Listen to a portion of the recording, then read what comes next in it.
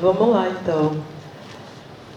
Eu quero partir do que o professor Jairo fala e outras falas que foram colocadas aqui, que é, de fato, o processo de esquizofrenia, né, do qual nós, que fazemos parte desse Estado brasileiro, atravessamos, né?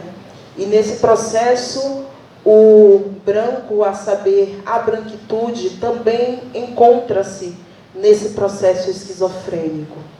E como o professor Jairo coloca, o processo de se desenviesar é doloroso, né? É doloroso e, para mim, tem sido, de fato, doído. Porque as concepções todas que foram construídas por esse Estado brasileiro secularmente não deu conta de resolver todos os problemas que esse sistema nos impôs. Mas, ainda assim, né, nós estamos nesse tempo chamado aqui agora, e que a partir da filosofia africana, esse tempo chamado presente, ele não existe. O que existe é a constante tensão entre o passado e o futuro que nós ainda acreditamos que existirá. O Estado brasileiro, ele garantiu, a partir de antropólogos, a construção de um entendimento que no século XXI não existiriam mais mulheres pretas tal qual eu sou. E como muitas que estão aqui. E o Estado brasileiro, ele providenciou todo um processo de democracia racial, fazendo com que todos os apagamentos dos códigos e símbolos herdados dos povos africanos sofresse desse processo esquizofrênico que, em muito, nos coloca em choque conosco mesmo. E fazer o processo desse entendimento requer voltar para muitos outros lugares. Voltar, inclusive, para o continente africano antes do século XVI, antes do processo de colonização a partir da Europa, quando o continente africano já sofria de outros atravessamentos, de outros processos religiosos, inclusive ou sobretudo dos muçulmanos. E aí, dentro desse translado africano que o continente europeu nos impôs, nós fomos transladados, traficados e esvaziados de nós mesmos. E desse processo de esvaziamento, daquilo que nos aproxima dessa relação com o continente africano, né? Nós temos espaços, sim, como as comunidades quilombolas no Brasil, que conservam os códigos e símbolos culturais, mas que a gente não pode esquecer que a grande maioria dessas comunidades, elas estão tomadas pelo fundamentalismo cristão. Mas eu não tenho dúvida nenhuma de que as comunidades quilombolas, nesse processo, precisam perpassar por esse processo de se desenviesar. E, desta forma, assumir, inclusive para garantir o seu processo de certificação e titulação, o reconhecimento da sua identidade de grupo étnico.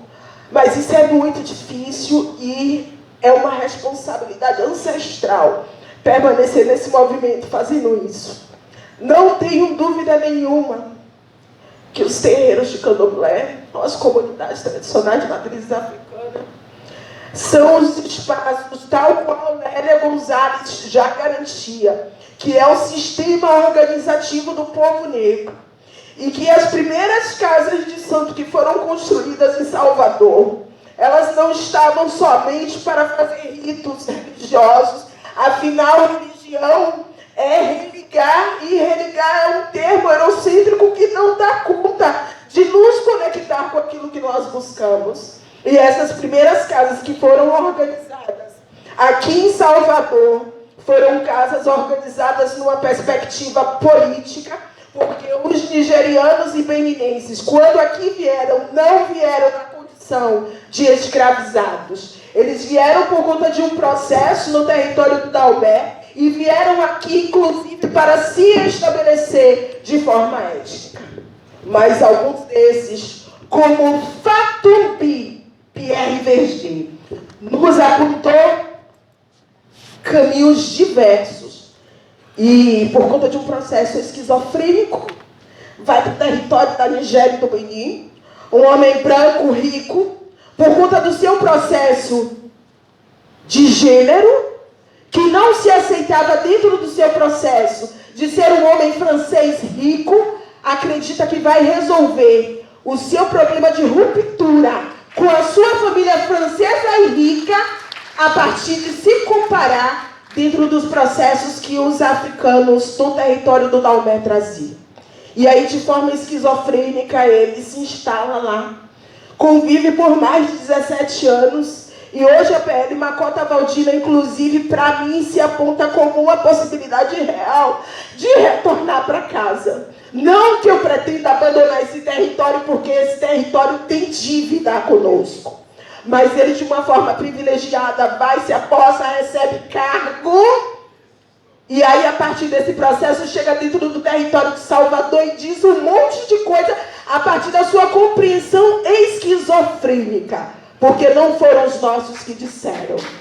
E dentro desse estado chamado Bahia, a gente, infelizmente, ainda não tem condições de fazer a crítica real. Aquilo que o senhor Pierre Verger fez com os nossos processos de nos entender enquanto povo tradicional de matriz africana.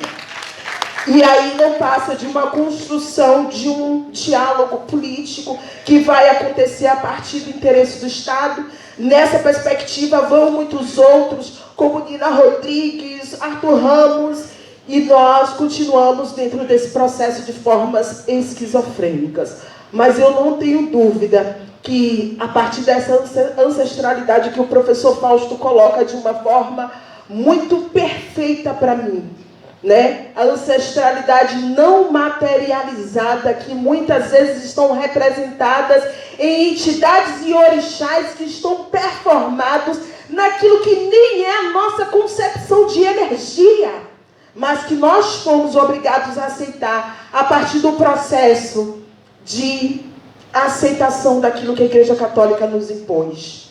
E aí a mãe Estela, ela chega a um certo momento da vida dela em que ela coloca que o meu tempo é agora. E aí, dentro do meu tempo é agora, eu acredito que a mãe Estela, quando ela faz uma iniciativa de indicar um processo de separação, foi um movimento tímido? Pode ter sido, mas para mim, enquanto minha mais velha, foi fantástico. Então, para mim, ela me diz mais, porque o meu tempo é agora. Uma mulher de 39 anos, que quero seguir aprendendo com todas as minhas mais velhas, mas fazendo a ruptura que é necessária. E essa ruptura não nos impõe, só para concluir, a estabelecer uma relação de romantização com o continente africano.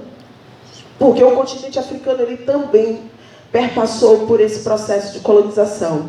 Mas é fazer um movimento Sankofa, de nos voltar de forma coletiva como nós estamos aqui e recuperar aquilo que nos deixou esquizofrênico. E acreditar que é possível pensar um projeto de lei que de fato estabeleça para nós uma identidade de povo, mas com todos esses ajustes que aqui foram apontados. Então, eu fico muito feliz e agradeço ao Edson Costa e ao Samuel Azevedo, porque nesse processo, eu sou de Salvador, de Mirante de Piripiri, atualmente residindo no Rio de Janeiro, em Itaguaí, há 2 anos, mas eu digo que são os homens do meu caminho, né? É o Edson, é o Samuel, é o Tata Edson, e muitos outros, como o Raimundo Fujão, que sempre tive muita paixão, né? E esse processo é um processo que nós vamos nos afinando. E como diria, ou como diz a nossa Makota Valdina, nós, aí eu vou falar de mim, eu não sou descendente de escravo. eu descendo de reis e rainhas, e tá na minha cara, que foram escravizados nesse território. E temos que dar conta da renascença iorubá, viu? Eu vou ter que encaminhar, agradeço. Nada, minha irmã. Não teria como interromper, né,